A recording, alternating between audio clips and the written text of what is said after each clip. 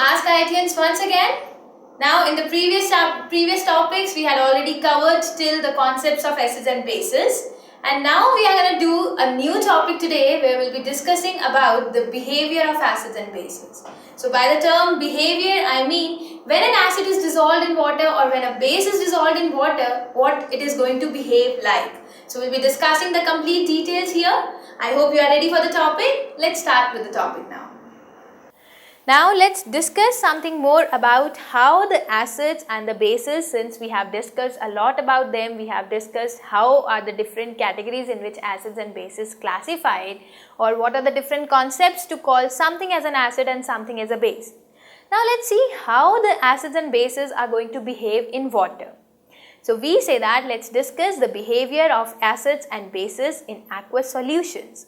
So first topic that we have to take into account is the acids in water. So we say that the water functions as a weak base and it accepts a proton from the acid. So I can say that we always write down a reaction, right, that HA is going to combine with water and this is going to form H3O positive plus A minus. So in this case I am saying HA is going to act as a Bronsted acid. So if HA is going to act as a Bronsted acid, that means it is losing its proton. But on losing the proton by HA, the proton is being accepted by this water molecule. That is why it gets converted from water to H3O positive. So here I can say that this water molecule will function as a weak base, and hence it will accept a proton from the acid and thus it will be following this particular equilibrium. Now we can say that the A minus can be considered as the conjugate base of the anion of the salt of acid HA. That's very much clear that if HA is going to be a Bronsted acid, and if I say that it is going to lose H positive and A minus, so corresponding to this Bronsted acid, this A minus will be termed as the conjugate base of the Bronsted acid HA.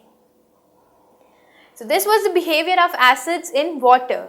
Now let's see how are the strong acids and the weak acids going to behave in the aqueous solution, and what is actually difference between a strong acid and a weak acid.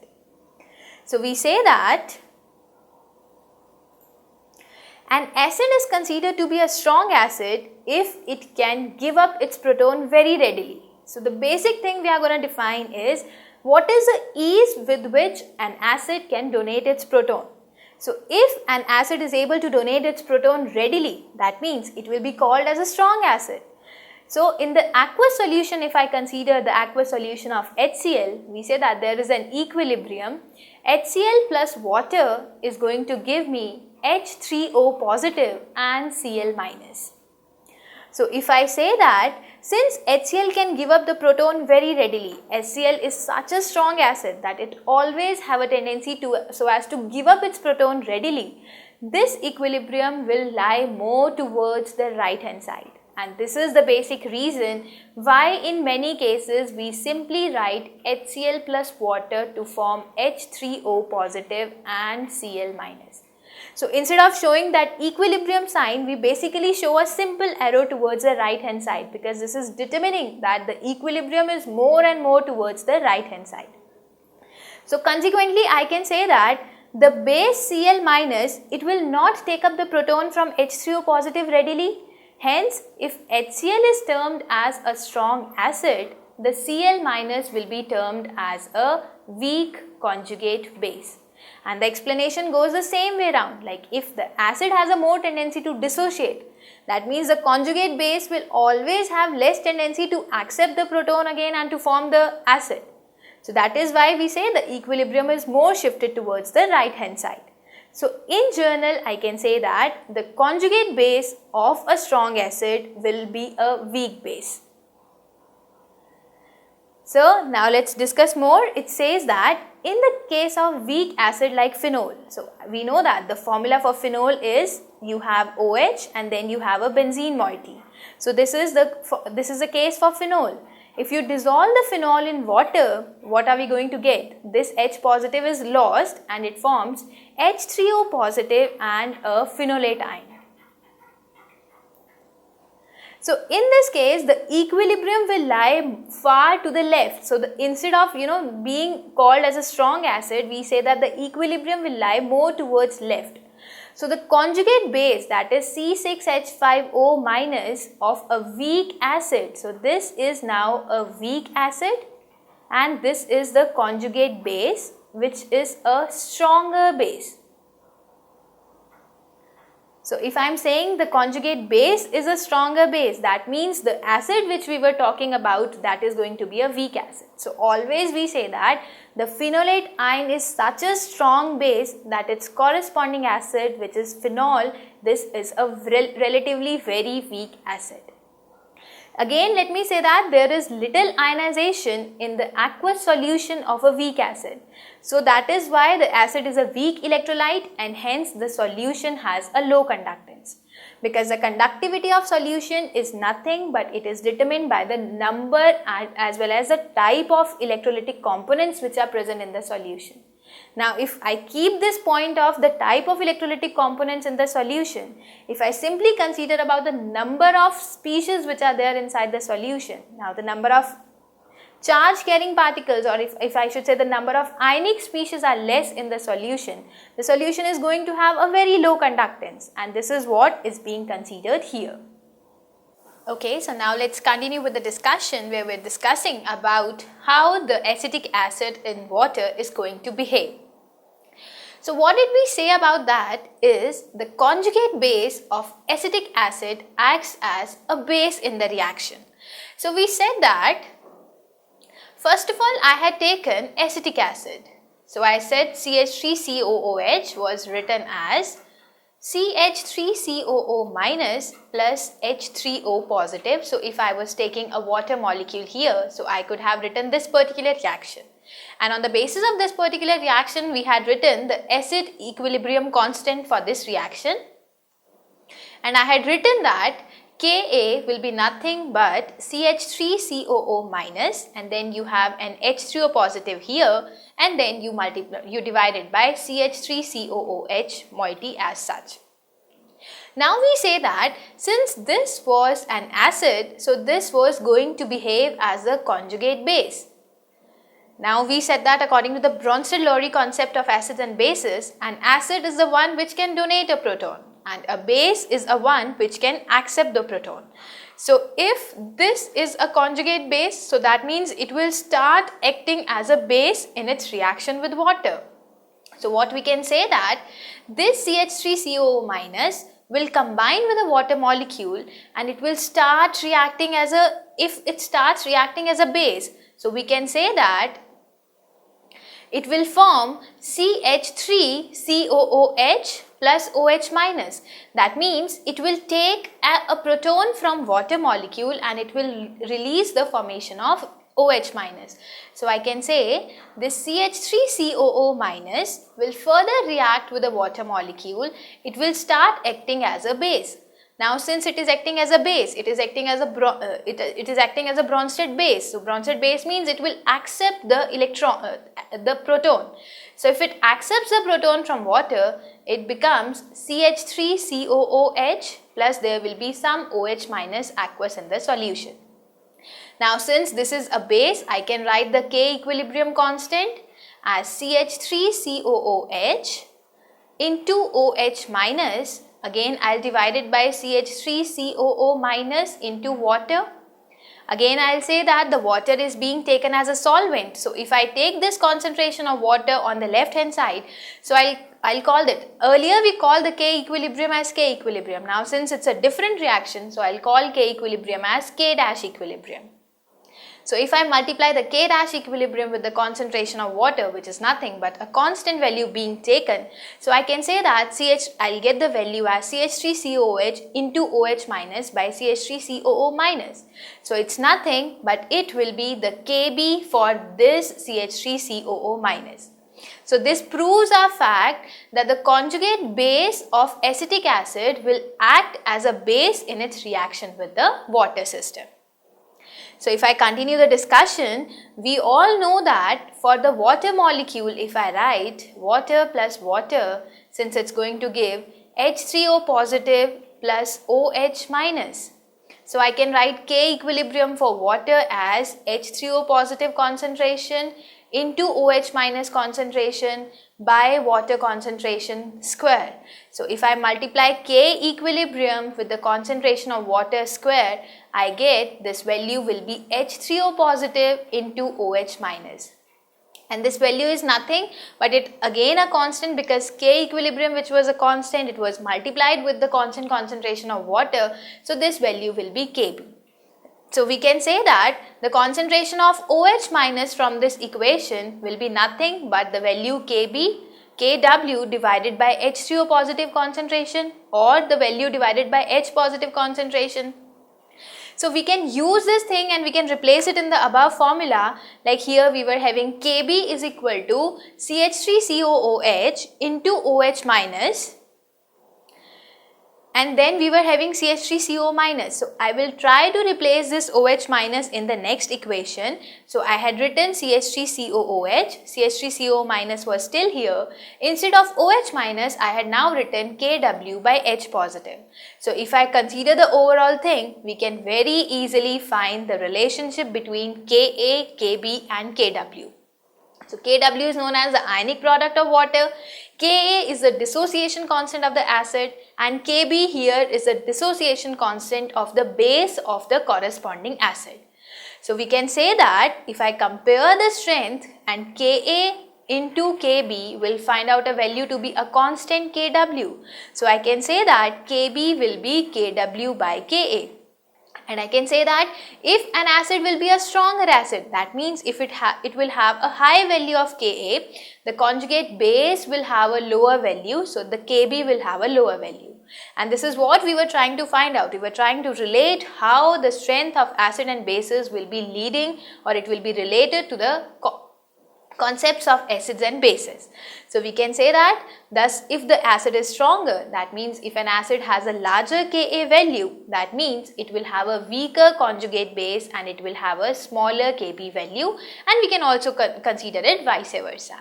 So the important relationship to be remembered here is that, so Ka into Kb will be equal to Kw, where Ka is the dissociation constant of a weak acid and Kb is the equilibrium constant for the conjugate base of that weak acid which was first of all getting dissociated. So these things have to be kept in mind before we do up any questions of ionic equilibrium in the exams. Now let's have furthermore discussion about the Lewis electronic theory. So what is said according to the Lewis electronic theory is that an acid is a molecule or ion which can accept an electron pair with the formation of a coordinate bond. So we say that according to Lewis defined, now there was Lewis, another person who gave the concept of acid and bases in a different manner. So he said that an acid is actually a substance which can accept the electrons, because it is having deficiency of electrons. Now since an acid is the one which has deficiency of electrons, so it can accept the electrons. And it said that a base is a substance which has excess of electrons. So if there is an excess of electron with any species, it will be termed as a basic species, and hence it will donate its electron pair to the corresponding acidic species. So he says that in BF3, now if we count the number of valence electrons of the central atom, we say boron is having just 6 electrons. So now boron is not having the octet completion, so it is called, or it is said to have a deficiency of 2 electrons. Now if boron is having a deficiency of 2 electrons, so the entire molecule BF3 will be termed as a Lewis acid. So in BF3, the boron atom can accept a pair of electrons. So BF3 is a Lewis acid in this case. To continue with this thing, we says that Lewis said that a base is any molecule or ion which has a lone pair of electron. That means any species which has an extra pair of electron which can be donated to someone who needs the electron. Such kind of species are known as Lewis base. Let's for example take an ammonia molecule. So an ammonia molecule is like this. So there are 3 hydrogens which are being attached to nitrogen and there is a lone pair of electron. So if this lone pair of electron, it is free enough and it can be donated to any species which requires the electron pair. So this, because of this thing, ammonia is known as a Lewis base. And it also says that when a Lewis base will donate its electron to the Lewis acid, there will be a formation of a coordinate bond. So for example, ammonia has a lone pair of electrons and it is called a Lewis base. Now if I consider the reaction of ammonia with BF3, so I say that in BF3 the boron is having one electron, like it has one pair of electron less. That is why it is deficiency of electron. Now if it is having deficiency of electron, that deficiency will be covered up when nitrogen will lose its electron. So nitrogen, it shares its electron in the form of a coordinate bond. It gives the electron to boron and hence there is a formation of a coordinate bond. So this was a theory which was given by Lewis, and this theory is basically based upon the electronic concept, and hence the theory is named as Lewis electronic theory. Now having discussed about the different theories which were proposed for the acids and the bases, how we are going to define acid in one case or in the another case how we are going to define acid or bases. Now let's try something reading about the classification of solvents.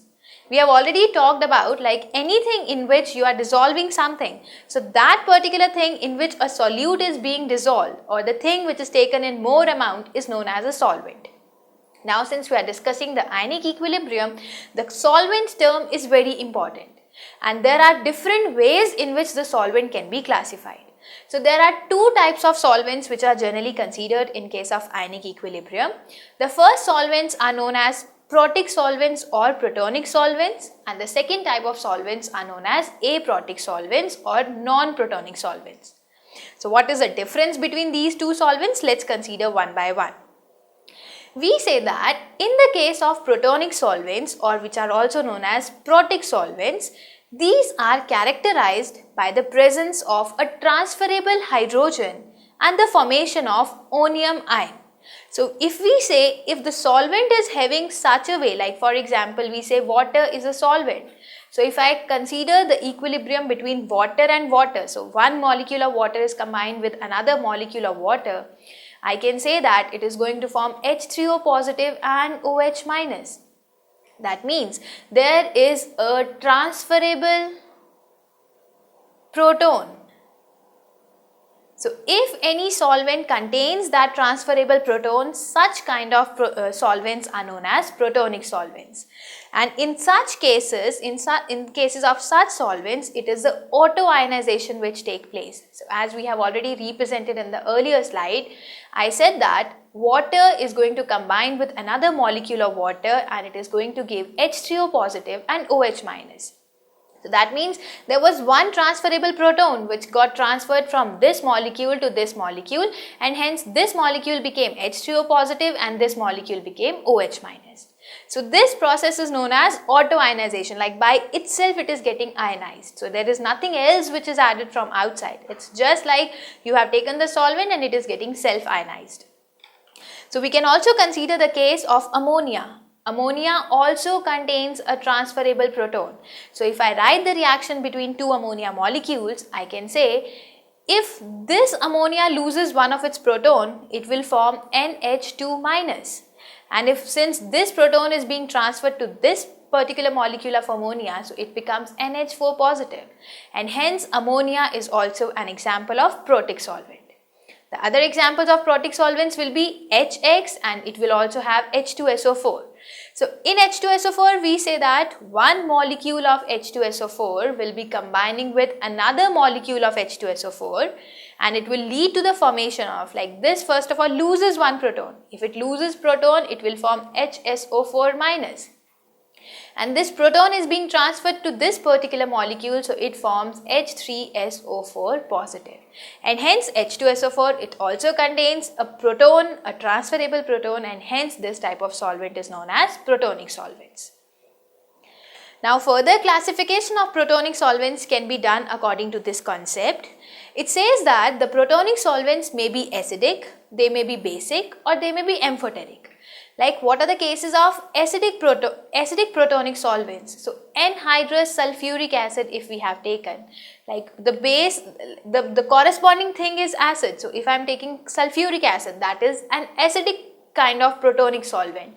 Or if I take liquid HF, if I take glacial acetic acid, so all these acidic solvents, now they are called acidic protonic solvents because they contain a transferable proton, one thing, and also because they are acidic in nature, so they can donate one H positive. So such kind of protonic solvents are known as acidic protonic solvents. On the other hand, we can have a basic protonic solvents because although they do have transferable proton, but they are basic in nature. That means they have excess of electron pair among themselves, and hence they can act as base.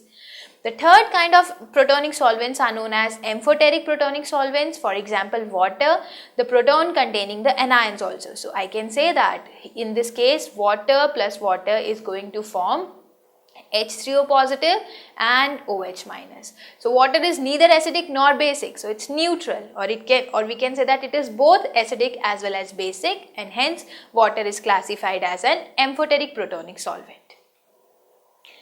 Now another kind of solvent that we were dealing about were aprotic solvents. So what are these aprotic solvents? That means they do not have any transferable hydrogen.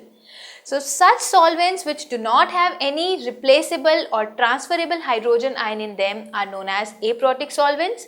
These can now further be classified into three particular categories. So what are those three categories? The first is non-polar or weakly polar solvents, which are non-dissociated liquids which do not solvate strongly. And the examples are, for example, CCl4. So if I consider this example of CCl4, I can say that this is non-polar because there is no dipole moment. The resultant dipole moment of CCl4 is 0. So they are non-dissociated liquids also, they do not dissociate. So all these solvents, for example, you consider hydrocarbons, you consider benzene, and all such examples, these are the examples of non-polar aprotic solvents because they do not have any transferable hydrogen. Now the second category is known as non-ionized but strongly solvating polar solvents. So that means now they are non-ionized, they do not ionize in the solution, they do not contain any proton to be transferred, but yes, they are strongly solvating, they are polar solvents. And the very good examples for this are, you have CH3C triple bond N, which is known as acetonitrile. The mu is very high, so it is a very polar molecule. Now since it's a polar molecule but it doesn't contain any transferable proton, so it is an example of aprotic solvent, but yes, it is non-ionized but strongly solvating or polar solvent. Now let's consider the third case, where the third case is about highly polar auto-ionizing solvents, and these, the basic example are interhalogen compounds. So there are certain interhalogen compounds like where one halogen is combining with the another halogen, like the halogen family elements are combining with each other. So they will be existing in a kind of equilibrium, but they do not contain any transferable proton. Now since they do not have any transferable proton, so they are known as aprotic solvents, but yes, they are auto-ionizing, so we say that they are highly polar and auto-ionizing solvents. So this was the very journal classification of the solvents. Now since we have already classified what are the kind of solvents, we have done a lot about what are the different concepts of acids, bases, let's start doing the examples so that the things become more clear. So the first example in this case has been, so we have to write down what are the conjugate acids of SO4 2 minus, NH2 minus and F minus. So that means he is saying you have to write down the conjugate acids, and we say that acids are proton donors and bases are proton acceptors. So if I say we have to write down the conjugate acid, that means the species which are given to us, these are bases. So I can say these are bases, and if these will be acting as bases, so they will accept the proton. Now if I say SO4 2 minus is accepting a proton H positive, so the final species that will be coming will be HSO4 minus. Similarly, NH2 minus, if it acts as a base, and since a base is a proton acceptor, so I'll say it will accept one H positive and the final species will be NH3. So I'll write it as NH3. Similarly, F minus, if it starts acting as a base, so it will accept a proton and the answer will be HF. So the final answers that we'll be having is HSO4 minus, we have ammonia, and we have HF. So these species will be called as the conjugate acids of the given bases. Let's do the other way around, the second question that has been given to us. So this question which is given, it says that you have to write down the conjugate bases of these species. So if he has asked us to write down the conjugate bases, that means these species will be acting as acids. And if these species will be acting as acids, so it means they will be donating one proton. So if they start donating a proton, we'll say HNO2 will donate a proton to form H positive plus NO2 minus. So we say H2CO3 will donate a proton to form H positive plus HCO3 minus. Similarly, we'll say HClO4 will donate a proton to form H positive plus ClO4 minus. So these three species will be called as a conjugate base for the three acids that have been given to us. So this is a very basic thing, how we are going to find what are the conjugate acids and the conjugate bases of the given species. Such kind of questions are very important in the exam, since these are the basic questions, so they have to be dealt with little more care so that no confusion in these questions should be created. Let's move over to the second example that has been given to us.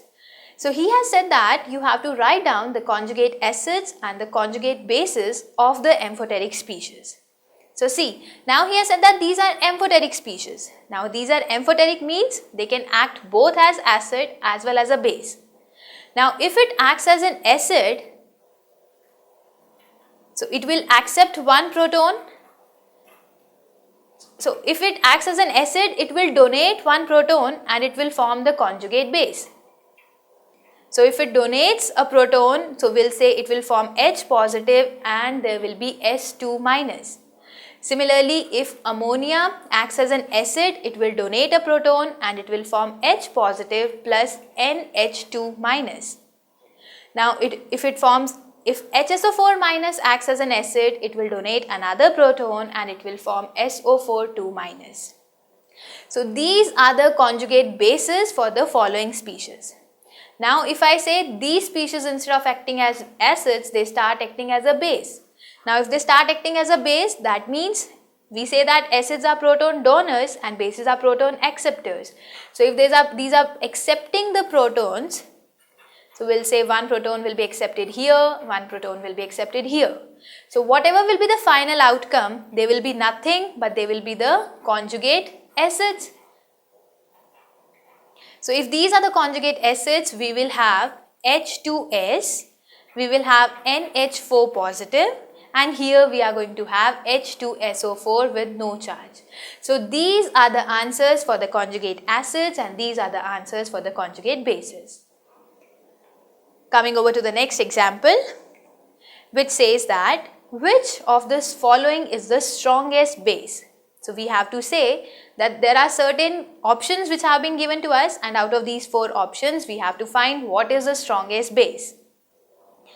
So we have to use the same theory that a strong acid will have a weak conjugate base and a weak acid will have a strong conjugate base. So if we are not able to analyze, he says that these are bases. If these are bases, so let us find their corresponding acids. So we say that acids are proton donors and bases are proton acceptors. So if they accept a proton, I'll say this is ammonia, If it accepts a proton, I'll say this is acetic acid. If it accepts a proton, it is C2H5OH. And if this accepts a proton, it will be water. So I'll say that if you find the strongest acid, it will have the weakest base. And if I do the other way around, if I find the weakest acid, it will have the strongest base. So for finding out which is the strongest base, I need to find out which is the weakest acid. Now to find out which acid is the weakest acid, let's see. We all know that acetic acid is an acid. Okay, whether it is weak or not, but we know that it is acid. Even if I talk about ethanol, we say that yes, it's an acid because it generally donates a proton.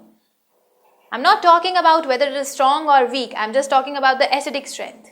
And if I talk about water, we say that yes, water is neutral. That means it is amphoteric. It can act both as acid as well as base. So water has a tendency to act as an acid also. But if I talk about ammonia, we have already discussed ammonia is an example of basic, protic or protonic solvent. So that means ammonia is a base, it's not an acid. So if I say ammonia is base, I can say the other way around that ammonia is the weakest acid.